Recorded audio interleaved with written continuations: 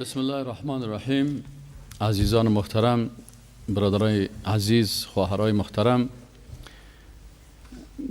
در موضوع 12 ما و شما دیروز تفسیر موضوع توحیدی را شروع کردیم و گفتیم که این تفسیر به خاطر از این تفسیر موضوعی توحیدی میگیم.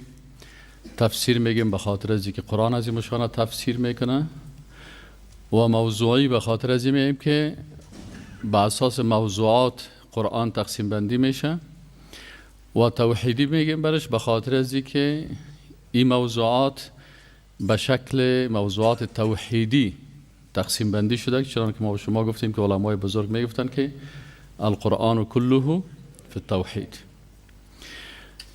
در درس دیروز شروع کردیم، گفتیم 3 بحث داریم که اینجا بحث میکنیم. بحث اولش اسباب پرستش انسان‌های وفات شده بود. بحث دومش معالجه امراض پرستش مخلوقات در قرآن عظیم الشان که قرآن عظیم الشان ایره چه قسم بیان میکنه و تشریح میکنه. و بحث سوم از این بود که آیات و احادیث در قسمت امی مخلوق پرستی یا انسان‌های وفات شده را پرستش. در بحث اول گفتیم که اونجا اسباب مختلف است. سبب اولش هم خواندیم که یکی از اسبابی که در طول تاریخ بشریت سبب شده که انسان‌های وفات شده عبادت شوند، چی به شکل مجسمه و یا چی به شکل گنبد و قبر. اول سببش افراد در محبت شخصیت ها بود که ما و شما ایره خواندیم. سبب دومش مکر شیطان بود. شیطان چه قسم در آغاز بعد از آدم علیه السلام قبل از نوح علیه السلام مردم به گمراهی کشاند و 3 مرحله داشت که مرحله اول تصویر عکس های شخصیت های خوب بود بعد از مرگشان. مرحله دوم مجسمه سازیش بود و قبر سازیش بود و مرحله سومش هم وقتی که اون نسل تیر شد به نسل بعدی آمدن و گفتن که الله متعال مثل پادشاه هاست، بنان امی قسم که انسان پیش پادشاه بدون مقرب رفتن نمیتونه، باید پیش الله هم وقتی که مراجعه میکنه در مسائل عبادات باید اول پیش چی بره؟ پیش سکرترها و رئیسای دفتر و مقربین بره که مجسمه ها و قبرها را گفتن که اینا ای وظیفه را انجام میدن. بعد از این خواندیم که سبب سومش جهل به کتاب الله و روش پیامبرا هست. ای را به خلم نخوانده بودیم نه؟ درس امروز ما اینجا شروع میشه که سبب سوم است جهل به کتاب الله و روش پیامبران. مونگو تاسو پرون هغه اسباب ویل چې د وفات سوو شخصیتونو عبادت څرنګه کیږي او په تاریخ کې څرنګه شروع شوی. نو اول سبب دا و چې د شخصیتونو یعنی نبیین، صدیقین، شهدا و صالحین چې دوی د الله ولیان دی، اولیاء الله دی. اول سبب د دوی به شخصیت کې ډیر افراد. دوم سبب د شیطان مکرونه و چې له همدغه افراد نه استفاده کول او خلک د مخلوقاتو پرستش راوړل. دریم سبب جهل ده د الله په کتاب او د انبیاو پر منهج او روشو کې. سومی سبب جهل است به کتاب الله و روش پیغمبران علیهم السلام. جهل چی هست که بسیاری وقتا کسایی که از کتاب الله، چون در هر مرحله تاریخ بشریت کتاب از جانب الله و یا صحیفه از جانب الله، صحائف بالای پیغمبران نازل شده به خاطر از اینکه انسانها در عقیده توحید خود و در نظام‌های 12گانه که ما و شما گفته بودیم دایی همیشه چی باشن؟ مستحکم باشن. وقتی که کتاب الله فراموش میشه و روش و منهج پیغمبر فراموش میشه، اینجا انسان پرستی شروع میشه. علتش چی هست؟ جهل است. یوسف علیه السلام برای اموز زندانی ها در زندان چی میگه؟ چون زندان که هست ای پوهنتون یوسف علیه السلام است، مدرسه امام ابو حنیفه رحمت الله علیه است، مدرسه امام احمد ابن حنبل رحمت الله علیه است. زندان یک مدرسه بود، یک پوهنتون بود. رئیس از این پوهنتون کی بود؟ یوسف علیه السلام. استادای از این پوهنتون کی بودن؟ امام ابو حنیفه رحمت الله علیه، خود یوسف علیه السلام، امام ابو حنیفه رحمت الله علیه، امام احمد ابن حنبل رحمت الله علیه، امام ابن تیمیه رحمت الله علیه و بسیار علمای دیگی که بسیاری از علوم در داخل زندان یاد گرفتن، تدریس کردن و یوسف علیه السلام هم در زندان درس توحید میداد. اگر سوره یوسف علیه السلام آیت 40 ما و شما بخوانیم: ما تعبدون من دونه إلا أسماء سميتموها أنتم وآباؤكم ما أنزل الله بها من سلطان إن الحكم إلا لله أمر ألا تعبدوا إلا إياه ذلك الدين القيم ولكن أكثر الناس لا يعلمون. ببینین یوسف علیه السلام و شما که دعوتگرای حق اسلام هستین، جوانای دایی و دعوتگر هستین، همیشه از قرآن عظیم الشان در هر بخش زندگیتان، در 12 بخش حاکمیت استفاده بکنین. یوسف علیه السلام در بخش نظام دعوتی اسلام چی میکنه؟ در داخل زندان وقتی که دو مجرمی که اونجا بندی هستن، بر از اونا الفاظ بسیار شیرین استعمال میکنه. یک آیت قبلی: یا صاحب السجن، ای دوستان زندانی من. پس انسان دعوتگر و مؤمن همیشه الفاظ باید استعمال بکنه که بسیار زیبا، بسیار شیرین و بسیار جذاب باشه که دیگران از این الفاظ و از این اخلاق و از این رویه دعوتگر استفاده مثبت بکنن. اگر دیگران دشنام بته، کسانی که پیروای پیامبران علیهم السلام هستند عفت زبان نگاه میکنه و ما حق نداریم کسی را دشنام بدیم. اونا که دشنام میتن اسوهشان مردمای زشت است، ولی اسوه ما و شما پیامبران علیهم السلام هستند. پس یوسف علیه السلام با الفاظ بسیار شیرین برای زندانی ها میگه: یا صاحب سجن، ای دوستای زندانی من. آلی دو نفر زندانی از یوسف علیه السلام چی تقاضا داشتن؟ اونا تقاضای تعبیر خواب داشتن، لکن یوسف علیه السلام قبل از اینکه خوابشان تعبیر بکنه میخواد عقیدهشان جور بکنه و دعوتگر مسلمان همیشه باید از استفاده بکنه. در وقتی که دکاندار هم است، دم وسایل نشرات یا تبلیغات دکانداری خود هم باید توحید جاگزین بکنه. نام شرکت خود هم یک نام توحیدی بده که مردم به طرف توحید جذب شوند.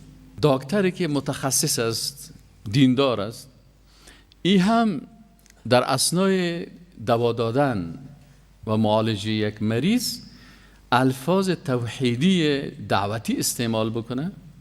مثلا بر مریض خود میگه که شما بنده الله هستین، شفا دهنده الله هست، این دوا در عالم اسباب است.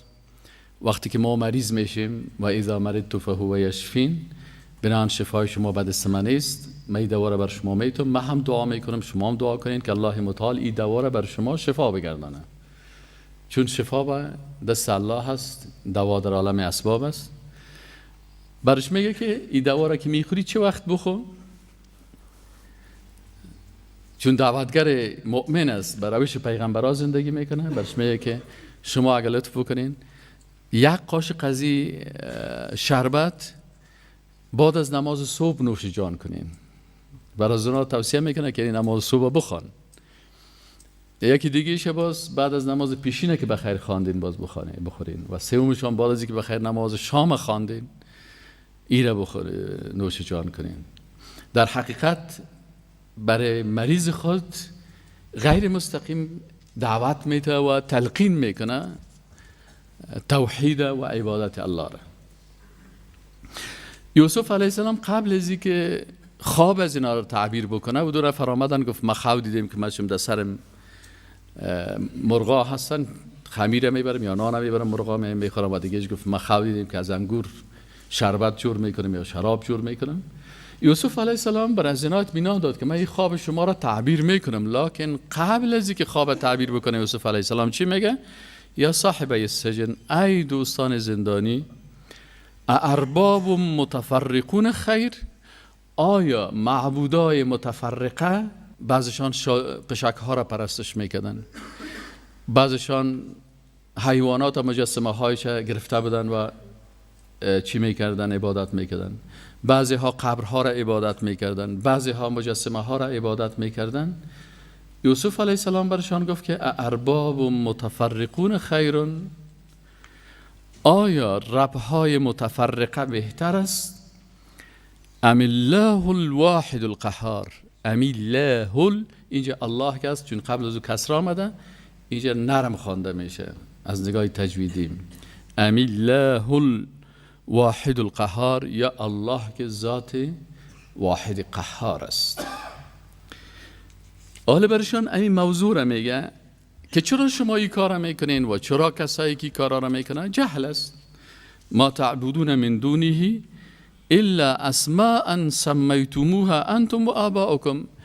ما آنچه را که تعبدون شما عبادت میکنین من دونه به غیر از الله، اینا نیستن الا مگر اسماء نامهای هستند که سمیتموها انتم و آباؤکم، شما و پدرانتان به اساس عدم فهم درست شریعت پیغمبرتان این نامها را گذاشتین.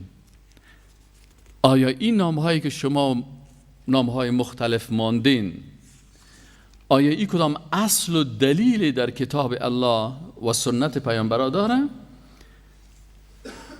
ما انزل الله بها من سلطان، الله متعال در این قسمت سلطان نازل نکرده. سلطان یعنی دلیل و حجت در راستا موجود نیست. فقط علتش چی هست که بعضی کسا مطابق عقل جاهلانه خود نامهای را به خالق متعال نسبت میده. اما انسانی که پیرو پیامبرا هست و منهج پیامبرا را اطاعت میکنه، او همیشه در نامهای الله به شکل توقیفی عمل میکنن. و توقیفی را علما میگه یعنی ما اون نام به الله متعال نسبت میتیم که در وحی خفی یا وحی جلی ثابت شده باشه، یا با آیات قرآن عظیم شان و یا هم با احادیث صحیحه رسول الله صلی الله علیه و سلم. پس سلطان نیست یعنی دلیل در کتاب الله و سنت پیغمبر نیست. از هر پیغمبری که باشه، اینجا مهم نیست که در اینجا مثلا چون یوسف علیه السلام صحبت میکنه از پیغمبرای سابق بحث میکنه. پس او پیغمبرها و کتابهایی که آمده، صحایفی که آمده، در او این مسئله نیست این نامهایی که شما گرفتین و مخلوق پرستی میکنین. آل برشان حاکمیت تشریعی الله را بیان میکنن. ما و شما قبلا خواندیم که دو قسم حاکمیت است، یکی حاکمیت تکوینی هست، یکی حاکمیت تشریعی. حاکمیت تکوینی چی است؟ حکم الله متعال در کائنات است، در آفتاب، در مهتاب، در چهره ما، در چهره خودت، در ساختمان فیزیکی حیوانات، نباتات، تمام از اینا، در آسمان، در فضا، در کهکشان ها، سیارات، در آسمان اول، دوم، سوم، چهارم، پنجم، ششم، هفتم، در جنت و در دوزخ، قیامت، این کلش حاکمیت تکوینی الله هست. حاکمیت تشریعی الله در چند چیز است؟ در 12 چیزه. اولش حاکمیت تشریعی اعتقادی هست که او را ما به شما چی میگیم؟ نظام اعتقادی اسلام است. یوسف علیه السلام میره تشریح میکنه، میگه که ان الحکم الا لله. امی آیت شریفه من در کجا یاد گرفتم سه مفهوم دقیقشه؟ این رو در سن 55 سالگی یاد گرفتم. در بگرام، در زندان بگرام یاد گرفتم. استاد راسخ اموجا تفسیر درس میداد. استاد راسخ الله حفظش بکنه گفت که ان الحکم الا لله، ای حاکمیت تشریعی الله هست. و باز پسان در آیت دیگه که در مسئله یعقوب علیه السلامه اونجا هم این الحکم الا لله است، لکن اونجا باز حاکمیت تکوینی را بحث میکنه. این موضوع دقیقی در ذهن مشیشت. این ما از زبان استاد راسخ در کجا یاد گرفتم؟ در زندان بگرام. الله بگرام هم حفظ کنه. برای ما و شما دوستای خوبی که چیز است، یعنی اونجا برای ما و شما یک نعمت بود برای ما که یک چیز حقیقت اعتقادی را یاد گرفتم. ان الحکم الا لله نیست. یوسف علیه السلام میگه حاکمیت نیست، خصوصا حاکمیت تشریعی اعتقادی نیست مگر برای کی هست خاص؟ الا لله، فقط برای الله هست. اگر کسی حاکمیت تشریعی در 12 چیز بر غیر الله میته، ای باز الله را بر ربوبیت خود حقیقتا نگرفته هست. امر الله تعبدوا الا ایاه. پس وقتی که حاکمیت تشریعی اعتقادی مربوط الله هست، الله چی حکم کرده؟ چی امر کرده؟ یوسف علیه السلام برای دوستای زندانی خود میگه که امر کرده الله تعبدوا، ای که شما عبادت نکنین الا ایاه، مگر کی را؟ الله متعال را. پس آنچه را که شما از غیر الله عبادت میکنین، ولو که پیغمبر باشه، ولو که ملائکه باشه، ولو که ولی باشه، ولو که شخص خوب باشه، این معبود حقیقی نیست، معبود باطل است. این شما از دل خود جور کردین. دلیل به این است. چرا؟ الله متعال گفته امر الله تعبدوا الا ایاه ذلك الدین القیم. آل یوسف علیه السلام برای زنا برای دوستای زندانی خود چی میگن؟ میگه اینی دین راست است، دین درست است، دین استوار است، دین محکم است.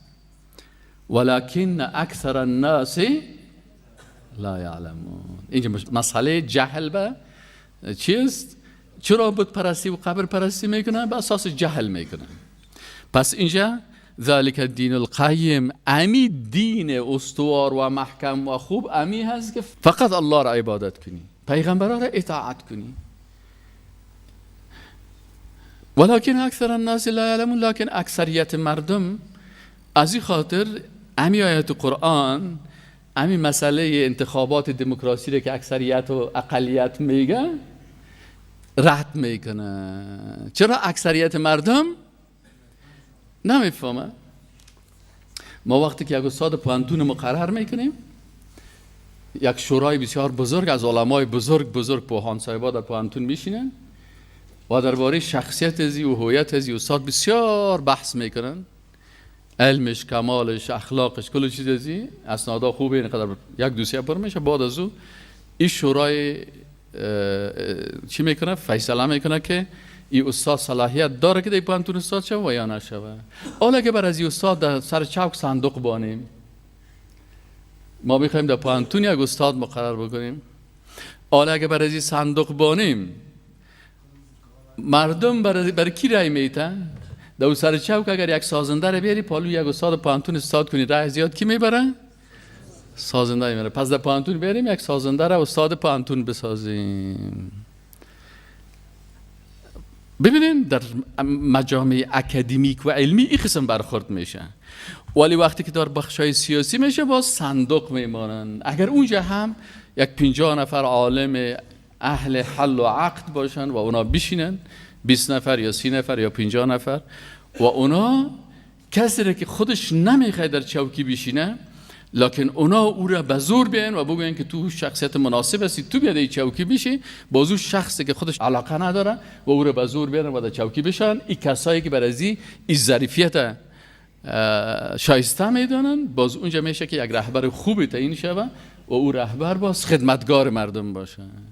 اما اگر نه که مثلا این قسمی باشه و هم در سر چوک یک پیپ روغن توزیع میکنه و هم دو پیپ روغن توزیع میکنه و فریب است و غلط است و دروغ است، بالاخره یک کسی میاد سر قدرت میرسه که وقتی در سر قدرت رسید باز در ایلا دادنش بسیار جنجال پیش میشه و این عیب‌های دموکراسی را و اکثریت و اقلیت حال فعلا ما و شما ببینیم که حتی در کشورهای پیشرفته که مثلا 100 سال 200 سال دموکراسی اونجا بوده، آل همونجا بر از اونا امنیت و عدالت ناورده. اکثرا شکایت میکنن، سر بامبا میبراین و حتی قصر سفید میخوان که در بتن، به خاطر از اینکه در اینجا چی شده؟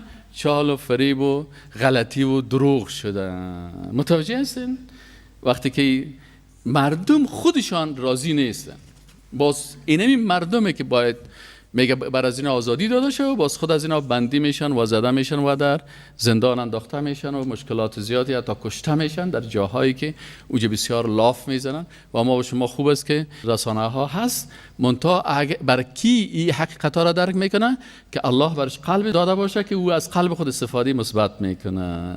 چشم داده باشه که چشمش ببینه و گوشش بشنوه. ما تعبدون یا صاحبه السجن، ای دماد زندان اندیوالانو، ارباب متفرقون خیرون، آیا مختلف خدایان او ربونه ده بهتر ده؟ ام الله الواحد القهار، یا یو الله چه حقیقی الله ده، واحد ده، یو ده او قهار ده او دیر حاکمیت و مالکیت و جبروت لري چه ټول د دې اوامر تأصیل لاندې ده. ما تعبدون من دونه هغه مخلوقات، هغه بوتان او قبرونه چې تاسو بغیر الله نه عبادت کوئ، دا ندی الا مگر اسماء داسې نومونه دي سمیتموها انتم و آباؤکم چې تاسو او د تاسو پلرونه د خپل زړونو نه دا نومونه جوړ کړی دي او معبودان جوړ کړی دي. ما انزل الله بها من سلطان، په دې کې په شریعت کې د هیڅ پیغمبر او د هیڅ آسمانی کتاب په منځ کې دا نومونه نسته دي چې تاسو غیر الله عبادت وکړئ. ان الحکم الا لله، حاکمیت نه ده حکم که تکوینی وي که تشریعی، دلته تشریعی ده اعتقادی ده، نه ده مگر خاص الله، یعنی قوانین ده عقیده الله تعیینی. ده نمونه ده الله په حکم کې نسته. امره خیر ده الله په حکم کې څه ده؟ ده الله په حکم کې داسې راغلی چې الله تعبدو الا ایاه، چې تاسو عبادت مکوئ مگر ده الله. ذلك الدین القیم، همدغه ډیر ښه دین او قوي او صحیح دین همدغه ده. ولكن اکثر الناس لا يعلمون، لكن اکثریت د خلکو نه پوهیږي. نو سبب د دوهم د دې چې د مخلوقات عبادت کیږي څه؟ جهل. ښه، دریم سبب. څلورم سبب تعصبونه دي.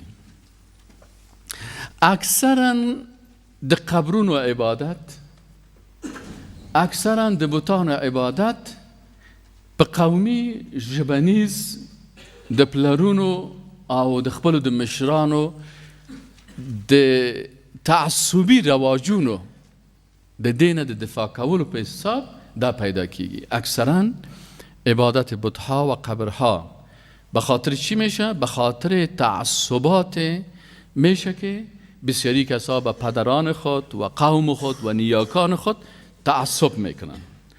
ایره هم الله متعال بر ما و شما بیان میکنه که این تعصباتی که سبب بت پرستی و قبر پرستی میشه در سوره شعراء سپاره 19 هم در آیت 70 است. إذ قال لأبيه وقومه ما تعبدون قالوا نعبد أصناما فنظل لها عاكفين. واتلو علیهم در آیت 69 سعی کنین در سوره شعراء یک آیت قبل. واتلو علیهم نبأ ابراهیم. الله متعال میگه تلاوت بکنه رسول الله صلی الله علیه و سلم علیهم بالای این مردم نبأ ابراهیم، خبر ابراهیم علیه السلام را. ابراهیم پدر کلان بزرگ رسول الله صلی الله علیه و سلم بود. الله متعال میگه یک پیغمبر اولوالعزم و بزرگ است. ببینید که استدلال ابراهیم علیه السلام در حاکمیت اعتقادی چگونه بود و تعصبات قوم ازی چه قسم بود. اذ قال لأبیه و قومه، وقتی که گفت ابراهیم علیه السلام لأبیه به پدرش و قومه و بر قومش ما تعبدون، چی چیز شما عبادت میکنین؟ قالونا گفتن نعبد اصناما، ما عبادت بتها را میکنیم. صنم بت میگن. وقتی که یک دوست الله مجسمهش جور شوه عبادت شوه او را صنم میگن. وقتی که یک دوست الله قبرش عبادت شوه بازو قبر چی میگن؟ وثن میگن. پس یکی وثن است و یکی صنم. صنم مجسمه که عبادت میشه، مجسمه شخصیت های خوب، او را صنم میگن. و اگر قبرش عوض مجسمهش عبادت میشه بازو را وثن میگن. از این خاطر رسول الله صلی گفت که اللهم لا تجعل قبری وثنا. قالوا نعبد اصناما، اینا گفتن ما خو امی بتها را، مجسمه های شخصیت های نیک عبادت میکنیم. فنظل لها عاکفین، بر از اینا دوامدار در اعتکاف میباشیم، دوامدار در عبادت میباشیم. قال ابراهیم علیه السلام بر از اینا استدلال کرد، عقلی برشان گفت که هل یسمعونکم اذ تدعون، وقتی که مجسمه ها را شما طلب میکنین، دست دعا به بارگاه هزینا بلند میکنین، آیا اینا میشنون دعای شما را؟ او ینفعونکم او یضرون، یا بر شما نفع رسانده میتونن یا ضرر رسانده میتونن. آلیا از اونمون منطق تعصبی پدرپرستی استفاده میکنن. چی گفتن؟ قالو بل وجدنا آباءنا كذلك یفعلون، گفت ما یافتیم آباءنا، این مد متصل است نه؟ پدرای خدا، یعنی پدر ما و پدر کلان و پدر کلان و پدر کلان و پدر کلان و پدر کلان، همین قسم دیگه مد داده برو تا که برسی به مو کلانشون. فهمیدین؟ قالو گفتن بل وجدنا آباءنا كذلك یفعلون، و این همی قسم ای فعلا همی قسم میکردن. ابراهیم علیه السلام برشان گفت قال افرأیتم ما کنتم تعبدون. ابراهیم علیه السلام هم خوب و متجدی برشان برخورد کرد و گفت که آیا شما ببینید آنچه را که شما عبادت میکنین، شما و پدران اقدمون سابق شما، فانهم عدو لی الا رب العالمین، این کلش دشمن ما هستن بجز از رب العالمین. او ذاتی که خلقنی فهو یهدین، او ذاتی که مرا خلق کرده و مرا هدایت میکنه. والذی هو یطعمنی و یسقین، او ذات که مرا طعام میده و مرا آب میده و سیراب میکنه. پس این بتها و این قبرهایی که شما میرین نه آب میده و نه غذا میدن. و اذا مرضت فهو یشفین، وقتی که من مریضم شوم نه به این قبرها میرم و نه به این بتها میرم، چون شفا دهنده ما کی است؟ الله است. و اذا مرضت فهو یشفین والذی یمیتنی ثم یحین، و او ذاتی که مرا میمیرانه بس دوباره زنده میکنه. والذی اطمع ان یغفر لی خطیئتی یوم الدین، و او ذاتی که ما اطمع طمع میکنم، آرزو میکنم، امید میکنم، ان یغفر لی خطیئتی یوم الدین، که برای ما ببخشه گناههای مرا در روز قیامت. ربی ای پروردگار من، حبلی حکمن، برای من یک حکم و یک حکمت نصیب بکو، و الحقنی بالصالحین، و مرا در جمله صالحان ملحق بساز. یعنی انسان ولو که هر قدر نیک باشه بازم به الله متعال در حرکات نماز خود چی بگه؟ اهدنا الصراط المستقیم. خب سبب پنجمش هم میخوانیم. در قسمت از این آیات زیاد از دیگه، مثلا ما زیاد کل گرفتن نمیتونم به خاطر که با شما بتانیم که حداقل تا قسمت برسیم. سبب پنجم مکر شیطان های انسانی بسیاری اوقات مکر شیطان ها سبب چی میشه؟ مکر شیطان ها سبب از این میشه که یک انسان به انسان پرستی رو بیاره، یک انسان به مجسمه پرستی رو بیاره. از جمله کسانی که این عقیده را ترویج ساختن این شیطان های انسانی بسیار زیاد هستند. منتها یگان مثالش هم مثلا در طول تاریخ ذکر میکنیم. یکی از این اشخاص یک کسی بود به نام پولس.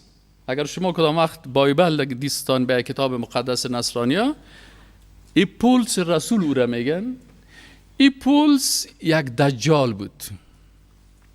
اول یک جنرال بود، پس آن تبدیل شد به یک دجال. یک جنرال یهودی بود، نامش بود شاول ترتوسی. در کتابایشان است. شاول ترتوسی چی میکرد؟ یک جنرال یهودی بود و پیروان موحد عیسی علیه السلام همیشه میکشت و از بین میبرد و شکنجه میکرد، در زندان منداخت تا که اینا از توحید دور شوند. لکن عقیده هیچ وقت با زور شکنجه تغییر نمیتونه کرده. شاید جسم یک نفر یک کس اذیت کنه و بندیش کنه و بالاخره بکشش، لکن عقیده زور به زور تغییر داده نمیتونه، چون عقیده به زور نیست. لا اکراه فی الدین، الله متعال میگه حتی در اسلام هم به زور مسلمان ساختن کسی نیست. اکراه نیست که یک کسی به زور مسلمان بسازی. پولس یا شاول ترتوسی زیاد خاصی جنرال خواست که مسلمان های موحده گمراه بسازه، نتانست. پس وقتی که ای برنامه خود ناکام ماند، آمد جنگ فکری را شروع کرد. در جنگ نظامی که ناکام ماند، جنگ چی را میکنه؟ جنگ فکری را میکنه. همیشه دشمنای اسلام عادت دارن وقتی که در جنگ نظامی شکست خوردن، باز تهمت است، دروغ است، چالهای شیطانی را جور میکنن به حساب جنگ فکری. ای پولس کتابا را خواند، دید که در عقیده قدیم هندوها پرستش 3 معبود است. بعضی فلسفه ها را خواند و بعضی چیزا را خواند. او آمد خدا چی کرد؟ ای جنرال که مثل پلنگ ور مردم حمله میکرد، یک چپن ملنگی پوشید. ای چپن ملنگی چپن جنگ فکری هست. ما ولی دنیا را ترک کردم، ما دیگه زن نمیگیرم، ما دیگه ازدواج نمیکنم، ما دیگه نفس خدا کشتم. ای کل مردم آمدن که اوه ای پلنگ شد و ملنگ شد. بعضی مردم ها که پیش از آمدن، ای برشان گفت که والا سه ما قصه را ساختگی جور کرد. اکثرا امی عقیده را که خراب میکنه چی است؟ قصه های ساختگی، دروغ. ایره بسیار وقت بعضی از شاعرها، کلش نمیگم، بعضی از شاعرها، بعضی از قصه خانا، بعضی از داستان سراها این قصه های دروغی را از دل خود چی میکنن؟ جور میکنن. این یک قصه دروغی را جور کرد. گفت والا صاحب من در این بازار سوریه روان بودم، در یک باغ روان بودم. صاحب در این باغ روان بودم که یک دفعه از آسمان سرم صدا شد که تو چرا بنده های مرا آزار میکنی؟ میگه سرم که بالا کردم، صاحب که دروغ ازیره، سرم بالا کردم که عیسی مسیح هست. میگه من برش گفتم تو نمردی؟ او بر من گفت نه من زنده هستم، من خب بچه خدا هستم، در پالوی پدر خود شیشته. این بدعت اعتقادی را ای پیدا کرد. باز آمد گفت که العیاذ بالله 3 خدا است، یکی خدای پدر است، یکی خدای پسر است، یکی خدای روح القدس است. این تعامل نصرانی ها را یا گمراه کردن. بازی ها دیگه می قسم جنگ ادامه کرد. خب قصهش طویل است.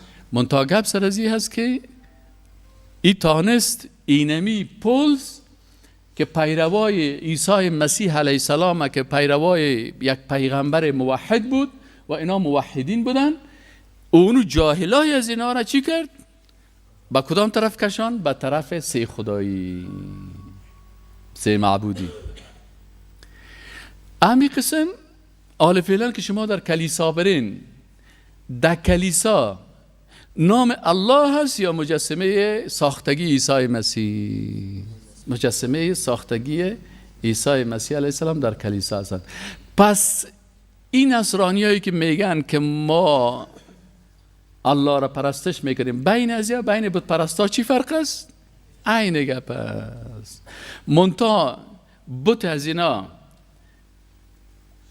جیسوس کرایست نام داره، عیسی مسیح، و بت از اینا رام و شام نام داره. بت است. مخلوق پرستی و بت پرستی عین گپ است. پس اینا میگه نه والا اون دو به عقل مردم هستن، خود شما از که چی هستین؟ به عقل تر هستین. چرا هر دویت مخلوق پرست هستین، مجسمه پرست هستین؟ یک کسی دیگه در وقت خلفای راشدین به نام ابن سبا یهودی بود. ای هم آمد و در مقابل علی رضی الله تعالی عنه ایستاد شد و برش گفت که انت الله.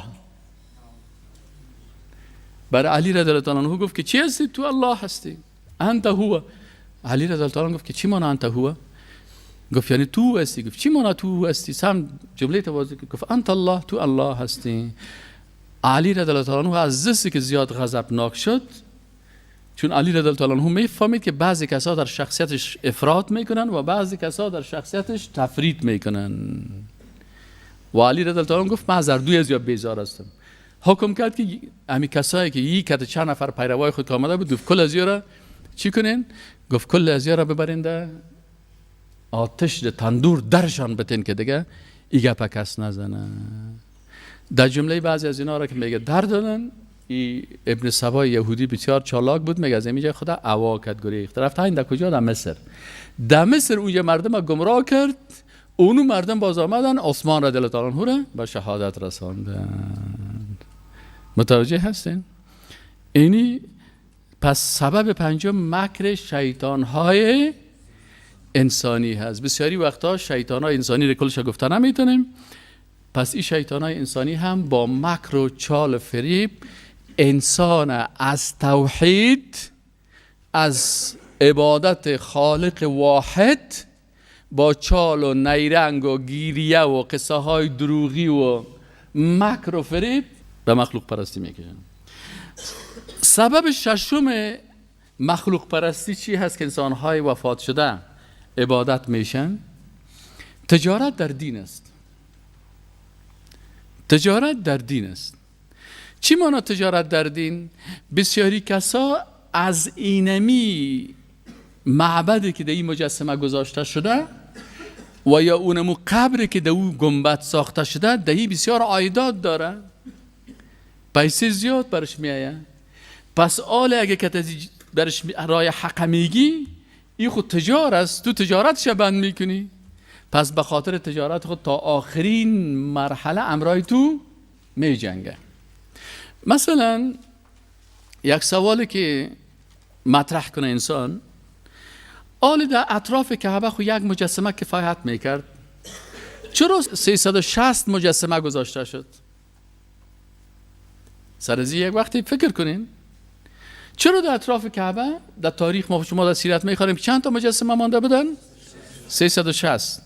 خب یکی دو تا سه تا کفایت میکرد، در چهار کنجش 4 تا مجسمه را میموندن. خب بتایشان بود و مردم از 4 طرف پرستش میکردن. چرا تعداد ازی به 360 رسید؟ علتش این بود که وقتی یک نفر مجسمه را به نام عمرو بن لحی اونجا آورد گذاشت، مردم گفت که بیاین برازی چیز برین، گوسفند بیارین و شتر بیارین و اینجا ذبح کنین، نذرایتان بیارین و الوا بیارین و ای بیارین. مردم ها دیگاه خوراک و ترا میوردن در اینجا میگذاشتن. این دیگه قوم که سعی کرد که اوهو مردم خزی پیسه پیدا کرد و هم رفتن یک مجسمه دیگر آوردن به نام خود نصب کردن، او دیگه آوردن مجسمه دیگر را نصب کرد. یک وقت سیل کنی که 360 بت شد. این 360 بت 360 دانه بلند منزل تجارتی بود. 360 دانه بلند منزل است دیگه. هر کس که آمد پیش بت گاو ماند، از اون مصاحب بت میشه. گوسفند آورد از اون میشه، توت آورد از اون میشه، تلخان آورد از اون میشه، هر چی که آورد از اون میشه. خلاص مردم دیگه قرار خواب هستن، چی نیاز دارن کار بکنن؟ وقتی که رسول الله صلی الله علیه و سلم آمد گفت ایها الناس قولوا لا اله الا الله تفلحوا. ابو جهل و ابو لهب گفتن که اوه خبر داری؟ گفت نه. گفت بلند منزلا چپا میشه. گفته انجینیر صاحب نقشه آمد. چه قسم نقشه آمد؟ چون اونا عرب‌های بسیار قوی بودن، یا میفهمیدن که لا اله الا الله چی مانا. گفت صاحبی میگه که لا اله نیست هیچ معبود، یا خب بت‌های خدا آلهه میگفتن. این پیغمبر خب میگه گفته هیچ نیست، یعنی 360 مجسمه هیچ صلاحیتی نداره.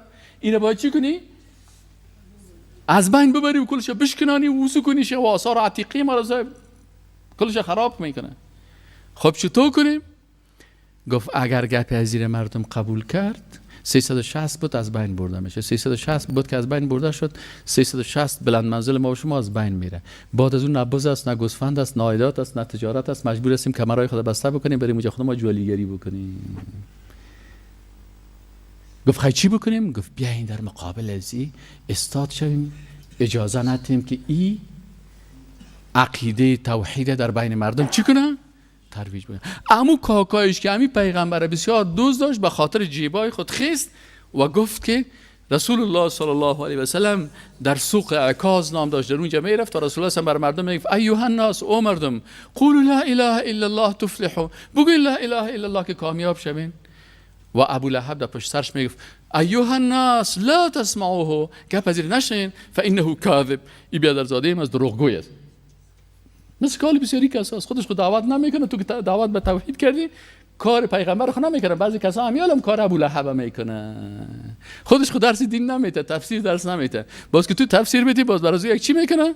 یک مزاحمت و یک کار ابو لهب میکنه. ابو لهب می بود. و ابو لهب آیا این کار به خاطر ازی میکرد که او کدام قناعت داشت؟ نه، قناعت داشت که رسول الله هم حق میگه، لکن مشکل چی بود؟ مشکل جیب بود. مشکل چی بود؟ جیب بود. حالا جیبش تجارتش از بین میره. مثل که تو بری مثلا پیش یک دکان است مواد مخدر میفروشه، تو بخیزی بر مردم بگی او مردم مواد مخدر نخرین، این حرام است، این ناروا است، چی است؟ اون از پیشت فرخنده جور میکنه. فرخنده خیز گفت او مردم، این مردم ها کسی خاکای شده شمشیره که مردم هم میگه بخوی کلش مرداری های چی است؟ کفتراست، نسوار پودریاست، ایره بر تو قاط میکنه، در کاغذک میمانی، در بگی خورده گفته بخو و شو که تا تیتانوس جور میکنه. این خود از این دروغگوی است، فریبکار است. هر خانمی که پیشش میاد کسش قول میده و در این طرفش در شانهش دست خودم میمانه و در بغلش دست خودم میمانه و بابانه دم و دعا، در حالی که رسول الله صلی الله علیه و سلم کت زن نامحرم دست نمیداد. متوجه هستین؟ و این دجال از این قسم استفاده جویی ها میکنه. این نسای برش بانه جور کردن و بالاخره اونا شما دیدن که بیچاره را به چی حالت فجی و وحشیانه از بین بردن. این سناریویی که امروز تاجرایی که سر دین تجارت میکنن اجرا میکنن، این سناریو در عصر رسول الله صلی الله علیه و سلم بالای صحابه و اصحاب رسول الله صلی الله علیه و سلم تطبیق شد. به خاطر چی؟ به خاطر منفعت و به خاطر عایدات جیب خود. سبب هفتم چی هست؟ انتقال رهبریت دینی به دست جاهلا هست. تا زمان عقیده توحید باقی میمانه که رهبریت دینی ملا و مولوی و شیخ الحدیث و اینا اشخاص واقعا عالم باشن، اما اگر جاهلا آمدن در رأس قدرت، در رأس دین قرار گرفتن که قرآن صحیح خوانده نمیتونه، حدیث نمیفهمه صحیح بخاری چند جلد است، نمیفهمه که سنن ترمذی مؤلفش کی هست، صحابه را نمیشناسه، اجتهادات فقهای اسلام را نمیشناسه، وقتی که این خیس رهبریت گرفت در اینجا چی میشه؟ فساد عقیده و مخلوق پرستی شروع میشه. یک مثال از این هم بگویم. بعد از ابراهیم علیه السلام که خانه کعبه را آباد کرد و اسماعیل علیه السلام این خانه را آباد کردن، ابراهیم و اسماعیل علیهم السلام، مردم کعبه، مردم مکه موحدین بودن و پیروای ابراهیم علیه السلام و اسماعیل علیه السلام بودن. تا زمانی که یک کسی از قبیله بنی خزاعه آمدن و سر مکه حمله کردن و قدرت سیاسی مکه را یا به دست گرفتن. وقتی که قدرت سیاسی مکه انتقال کرد به دست بنی خزاعه، رئیس از اینا، بزرگ از اینا، بزرگ سیاسی از اینا، بزرگ قبیلوی از اینا شخصی بود به نام عمرو ابن لحی. عمرو ابن لحی صفات بسیار خوب داشت، صفات خوب زیاد داشت، لکن یک صفت بسیار زشت داشت. صفات خوبشی بود که رئیس قوم خود بود، دسترخواندار بود، کت فقیرها کمک میکرد، همیشه در خانه از هر کس که میرفت برش غذا و گپاش تیار و آماده بود. در مسائل اجتماعی و اختلافاتی که بین خانواده ها و فامیلا میشد ای حل و فصل میکرد. مردم میره بسیار دوست داشتن و میفتن شخص بسیار خوب است. وقتی که اینا آمدن قدرت سیاسی رو گرفتن، آل در مکه که است، اینجا موضوع دین و موضوع کعبه و مکه هست. بالاخره مردم گفتن که صاحب امی کل چیزها را تو رهبر ما هستی، امی رهبر دینی ما هم تو باش. این صفات خوب داشت، لکن صفت خرابش چی بود؟ که جاهل بود. توحید ابراهیم علیه السلام و عقیده توحید اسماعیل علیه السلام نمیفهمید که ابراهیم علیه السلام خودش در جوانی خود تبر گرفت و بتها را شکستاند و ضد بت پرستی بود و به خاطر شکستاندن بتها ابراهیم علیه السلام حتی در آتش انداخته شد. این قضیه را نمیفهمید، جاهل است، بیخبر است. بعد از اینکه قدرت سیاسی را گرفت، آلی تجارت میره به طرف شام. او وقت شام که است که آل سوریه میگن و سوریه و اردن و فلسطین و اینی منطقه که هستن یا کلشان سابق به نام شام میفتن، بلاد شام. و این بلاد شام تحت سیطره و قدرت سیاسی رومانی ها بود و این یک مرکز تجارتی بود و عرب ها همیشه اونجا میرفتن. برای چی؟ برای تجارت. رحلت الشتاء و صیف یک رحلت داشتن عرب ها که در تابستان به طرف شام میرفتن سفر تجارتی و در زمستان طرف یمن میرفتن، چون یمن گرم بود. رحلت الشتاء و صیف. وقتی که عمرو ابن لحی خیس رفت به سوریه به خاطر تجارت، اونجا مردم دیدن که اینی شخصی که آمده این نه تنها یک تجار است بلکه یک رهبر سیاسی هست و نه تنها یک رهبر سیاسی است، یک رهبر دینی هم اونجا هست. این صاحب خواستن و برازی میمانی دادن و آهسته آهسته سر از این کار کردن. عمرو ابن لحی وقتی کنجا رفت، اون مردم برش گفتن که بیاین، بعضی کسا که فکرتان باشه چون چشماش مادی پرست است، هم یک چیزی که دید دیگه به می بازی میخوره، فکر میکنه که اگر اینی فلان نفر تعمیر بسیار خوبش ساخته، ای از نگاه عقیدان بسیار خوبش است. حال بسیاری کسا خوب تعمیر بلند منزل داره لکن عقیدهش صفر است. این عمرو ابن لحی رفت و دید تعمیرهای از اینا را و چیزهای از اینا سعی کرد. خصوصا این بت پرستا عادت دارن که همون بتهای خود از طلا و جواهرات و تاج طلایی سرش میمانن، بسیار رو لکس جور میکنن که انسانهای پیسه پرست و طلا پرست کس ایران میمانن. این که رفت سعی کرد، گفت چی میکنین؟ گفت یا صاحب ما پیش از یا بر تقرب میریم. اما دو فلسفه بت پرستی و قبر پرستی رو بر از اینا گفت. یادتان از دو فلسفه بت پرستی و قبر پرستی؟ اولش تشبیه خالق به پادشاه ها و دومش رفتن به طرف پادشاه. وقتی که میری باشه مثلا سر تخته براتون بت پرستا ای بت است و قبر پرستا اساس فلسفه از چی است؟ اینا اول فلسفهشون چی است؟ تشبیه خالق به پادشاه ها. خالق به کی تشبیه میکنن؟ با پادشاه تشبیه میکنن. آل میگه و تو فلسفه میگه او برادر خالق پادشاه نیست. اگر تو عقیده قوی داشته باشی و کسایی که عقیده قوی دارن اونا چی میگن؟ اونا میگن که نه، خالق مثل پادشاه نیست. چرا؟ به خاطر این قرآن گفته که لیس کمثله هیچ چیزی مثل الله نیست. پادشاه چطور میتونه مثل الله باشه؟ الله چطور میتونه مثل پادشاه باشه؟ اما اگر جاهل باشه امر ابن الحی به ایجاب قناعت کرد. ولی خالق که هست مثل پادشاه است. گفت خب تو که پیش پادشاه میری و خودت میگی که الله مثل پادشاه هست، وقتی که پیش از این پادشاه میری تو مستقیما پیش پادشاه رفته میتونی؟ تو آدم ایداری بیچاره روسیه شرمنده تکر پادشاه پیشت نمیمونه؟ نه، اول میری اینجا سکرتریت هست، مقربین هست، مردمایی که به این قریب هستن، سکرترش هست، رئیس دفترش هست، وزیرش هست، بچه های کاکا و بچه ماما و بچه عمو و بچه فلانیش هست. پس تو اول پیش از این میری عریضگه که تا بر از اینا میدی، بازی ها عریضگه که تا را زیدش یک احکامت نشته میکنه، بازی ها عریضه رو میبرن پیش کی؟ پیش پادشاه. پس تو مستقیم دایرکت پیش پادشاه رفته نمیتونی. وقتی که مستقیم پیش پادشاه رفته نمیتونی، آل الله رو تو خودت تشبیه کردی که مثل کی وارث؟ مثل پادشاه وارث.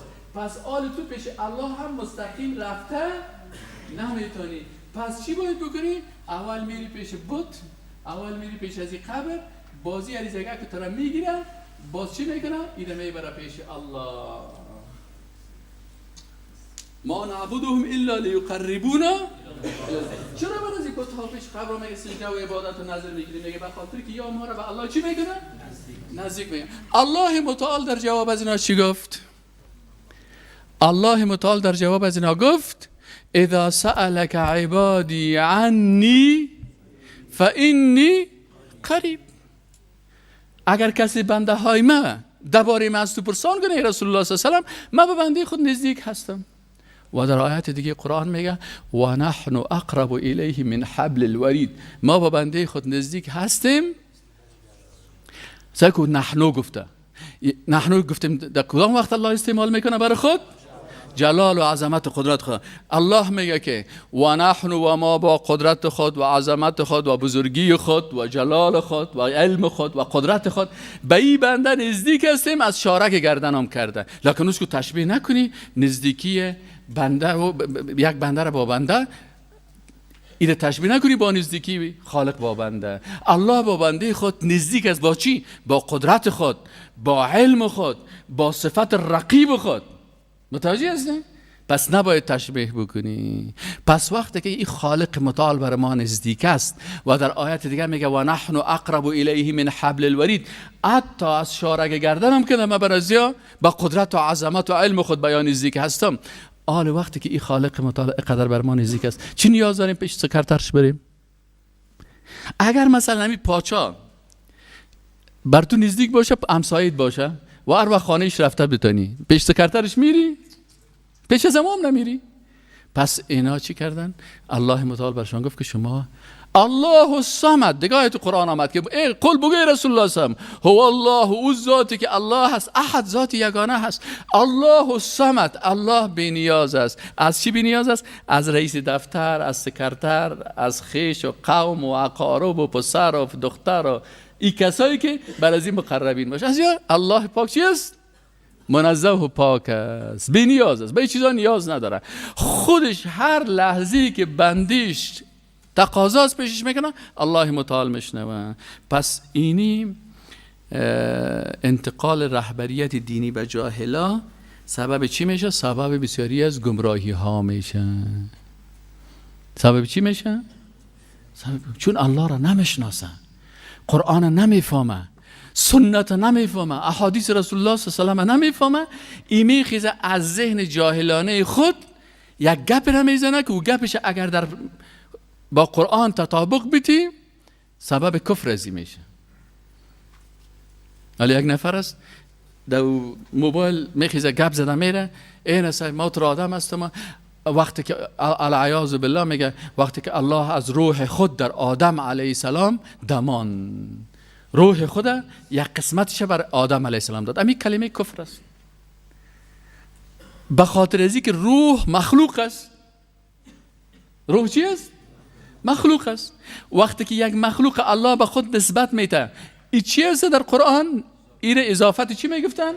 اضافت تشریفی میگن. الله متعال مثلا یک مخلوق به طرف خود نسبت میده، میگه هذه ناقة الله، هذا بیت الله. چرا کعبه را بیت الله میگن؟ به خاطر از اینکه هذا بیت مخلوق معزز مکرم مشرف عند الله سبحانه و تعالی. بیت الله یک اتاقی هست که چی جور شده؟ از سمت است، از این سنگ و سمت و چیزایی که ما و شما جور میکنیم رو هم جور کردن. دروازه از اون مثل دروازه ما و شما ورست. لکن فرق بیت الله با بیت خانه ما و شما چی فرق است؟ بیتی خانه ما یک خانه غریبانه و عاجزانه است که دو هیچ کدام برتریت و منزلت نداره. لکن بیت الله چون ای بیت الله به خود نسبت داده، ای عزت داره.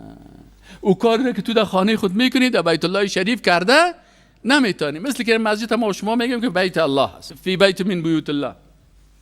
آل مسجد که است یک عزت خاص خود داره که کاری را که ما در خانه خود میکنیم در این مسجد کرده نمیتونیم. گپ زده، قصه کرده، قصه های دنیایی، قصه های فامیلی، مثلا بلند صحبت کردن، چی؟ این یک عزت پیدا کرد. آل بیت الله به این معنا نیست که العیاذ بالله ما ایره بخیزیم با خود قیاس بکنیم و تشبیه بکنیم با همین قسم مخلوقات خانه دارن، الله هم خانه داره. نه، او رو به خود نسبت داده، اضافت چی داده؟ به خاطر که عزت از رو بیان بکنه. شطور صالح علیه السلام به خاطر از اینکه معجزه بود بر از یک عزت داده شد، گفت هذه ناقة الله، این شطور الله هست. یعنی شطور با عزت هست که معجزه است. خوشو کده زی غرض نگیرین، برین شطور دیگه را بکشین. این شطور معجزه است، غرض نگیرین. سبحان الذي اسرا بعبده، عبدش رسول الله صلی الله علیه و آله به طرف خود مضاف ساخت. یعنی پاک از او ذاتی که در شب برد کی را؟ بنده با عزت، با شرف، با کرامت خود که کی است؟ محمد صلی الله علیه و سلم است. عیسی علیه السلام گفت که عیسی روح الله. چرا میگه که یعنی عیسی علیه السلام بنده مخلوق الله است، معزز، مشرف و مکرم است. چرا پیغمبر است؟ پس این اضافتی چی میگن؟ تشریفی میگه. این به این معنا نیست که قسمت العیاذ بالله این شرک و این کفر و این روح و جسد به الله قائل شدن این شرک است. این چی کنه؟ این بگیره بگه یک قسمتی از العیاذ بالله وجود خود الله گرفت در داخل وجود از این انسان کرد. و این گپا از چی زده میشن؟ از انسان هایی که میخوان رهبر دینی باشن لکن چی هستن؟ جاهل هستن. و چه به علم شیخی که هم دقیقه کفری بس ده. هر چوک چه علم نلری او ځان ته شیخ وایي همدغه کفر بس ده. ځکه په دې شیخیت دا کافری. میگه یک وقت یک پرندگک در لب سرک میرفت، سعی کرد که یک کسی خوب لونگی کلان داره و خوب ریش کلان مانده و خوب لباسای خوبش پوشیده دیگه از اون طرف روان است. پرندگک وقتی که سیل کرد گفت دیگه خو مرا آزار میته، این خوب با این عبا و قبا و با این کالا و با این چیزا خو مرا غرض نمیگیره. این کمی نیزی که ما سعی بگرفت یک لغتی پرندگک ازت بالا زیر شکستان. این پرنده را بردن در محکمه. قاضی پرسانش کرد گفت که چرا ایره کتلغه زدی و ایره پرنده را شکستانی؟ تو را من جزا میتم، 6 ماه قید میتم. میگو پرندگک به شکل کلی از اشکال همی قاضی را فهمان. گفت قاضی صاحب ایره 6 ماه بندی نکنین، از این لباس علما را بکشین. این لباس علما را دوزی کردم، من دینمی بازی خوردم. اگر این لباس یک جاهل می داشت من بازی نمی خوردم. آل اکثرا جاهلایی که لباس علما را بر تن میکنن مردم در اون لباسش بازی میخورن. سهل میکنه که ماشاءالله مویا را سیکو، مسواکش را سیکو، پیرنتنبان را سیکو، لنگی را سیکو، چهره را سیکو، زیبایی را سیکو، چشمای کلان را سیکو. کل دیگه مردم بازی میخورن. مردم های جاهل میگن است نیست نیست الا بغلش کو. ولی او عقیده توحید درست نمیفهمه.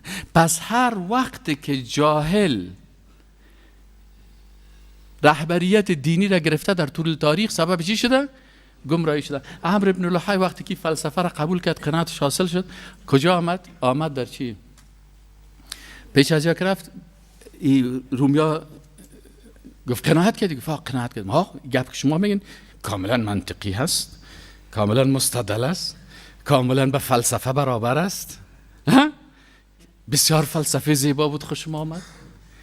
مثل یک نفر هندوستان رفته بود اونجا کمی دول زدن یک دفعه ایرم ورداشت یا هم خیس رقصید. اهلا گفتی دولت دین داخل کنین به نام موسیقی اسلامی، به نام غزل اسلامی. از هندوستان چی را آورد؟ ساز آورد. ای عمرو ابن لحی ای جاهل ساز آورد. آل کسایی هستن که به نام اسلام چی میکنن؟ به نام مسلمان میرقصن تا به صبح. تکت تکه خدا میگن، صبح باز میگه که خدا قبول کنه تا صبح دیگه چرخک زدیم که چی برش بگیم. هستن همین. پس عمرو ابن لحی وقتی که به این فلسفه قناعت حاصل کرد که بسیار فلسفی خوب است، بسیار منطق عالی هست و دلایلی که گفتین شما بسیار قناعت مرا حاصل کرد. دوستای خارجی که دلایل گفتن، متوجه دوستای خارجی که دلایل گفتن واقعا دلایلشان بسیار منطقی است. کسایی که با این دلایل مخالفت میکنن تروریستا هستن، مردم های زشت هستن. اونا برش گفتن قناعت کردی؟ گفت واقعا قناعت کردم. خیلی گفت برش یک تا مجسمه برش تحفه بدین از یاقوت سرخ. بود به نام چی؟ هوبل. این هوبل از چی جور کرده بودن؟ از یاقوت سرخ. برش گفتن که آقای پرزیدنت این مجسمه را که برای تو میتیم، این دیگه حالا فعلا رهبر اون منطقه است، رهبر مکه هست، پرزیدنت هست. برش گفتن که تو حالا فعلا وقتی که در چی میری یک جایزه پر قیمته که اگر کل سرمایه عمرت هم یک جای کنی تو چیز خریدن نمیتونی، که سهل میکنه که یک مجسمه هست به نام هوبل، یک دستش هم چنته است، یعنی معبود چنته، یک دستک نداره، بازی دسته باز ایده مکه برش جور کرد. ایره صاحب گرفته برش دادن، ای دیگه آورد ایره صاحب سر شطور مانده دیگه مجسمه را میاره و میاره و میاره و میاره و میاره, میاره. ای که مردم که سهل میکنن که الا بزرگ ما آمد و الا شخصیت ما آمد، یکی چپنش ماچ کو، یکی تار ریش بگی صاحب در جیب خود بانه، یکی صاحب در پایایش خود پرتو، یکی پایایش ماچ کو، یکی دستایش ماچ کو. خب خوش آمدی. گفت زنده باشین. امروز ما به مردم خود، به کشور خود یک قانون بسیار لکس، یک چیز توفی لکس را از پیش دوستای خارجی آوردیم. چی آوردی؟ گفت که صاحب ما بر از اینا مجسمه را به نام هوبل آوردیم. ای آورد مجسمه هوبل، بعضی علما میگن در بغلش، بعضی میگن در داخل کعبه گذاشت و برش گفت که آل وقت شما کدام نظر داشتین، کدام مریضه داشتین، کدام دعا داشتین، اول مرغ تبو بر زیر پای ازی بکش، خون ازی در پای ازی بزن، بعد ازی دعای تو قبول میشه. ما نعبدهم الا لیقربونا الی الله زلفا. ببرک کارمل وقتی که شوروی رفت باز گفت ما از اتحاد شوروی یک قانون بسیار عالیه که کفر به الله هست برای مردم افغانستان توفه آورده. زد صاحب 1,2,000,000 به جهنم رایی کرد با توفیقی که از اتحاد شوروی. اون صحبتش شما تو احساساتی بحث نکنیم. وقتی ما بحث میکنیم بسیاری کسا که ما احساساتی بحث میکنیم، بفرمایید اینترنت چالان کو، صحبت های ببرک کارمل سایکو. ببرک کارمل در بالا سر کله خدا، مثلا بالا سر کله خود ما چرا قرآن شریف ماندیم؟ ها؟ به خاطر از که فکر ما چی است؟ عقیده ما قرآن عظیمش است. او در جای قرآن عکس لینین مانده بود، عکس مارکس مانده، عکس انگلس مانده، یعنی فکر ما و اندیشه و با زبانم میگه، با زبانم میگه که ما اینمی راهی از اینا را، اتحاد جماهیر اشتراکی شوروی سوسیالیستی را، همسایه بزرگ شمالی ما را، ما از راهی از اینا را پیروی میکنیم. این صاحب وقتی که رهبریت به دست کی رسید؟ به حساب رهبریت دینی به دست جاهلا رسید. این جاهلا چی میکنن؟ دین کت کل چیزش از بین میبرن. و سبب هشتمی، آخری سبب، نسبت دادن افعال خالق به شخصیت ها. نسبت دادن افعال خالق به شخصیت ها. بعضی کسا هستن که اینا زیاد افراط میکنن. افعال الله متعال که خلق کردن است، ایره به مخلوق، به نبیین، صدیقین، شهدا، صالحین به این نسبت میدن. ما و شما عقیده داریم که محمد صلی الله علیه و سلم رهبر ماست، پیغمبر ماست، برش درود میفرستیم، لکن ما به این عقیده هستیم که خلق کننده نیست، شفا دهنده نیست، روزی دهنده نیست، تقدیر ما را او جور نمیکنه.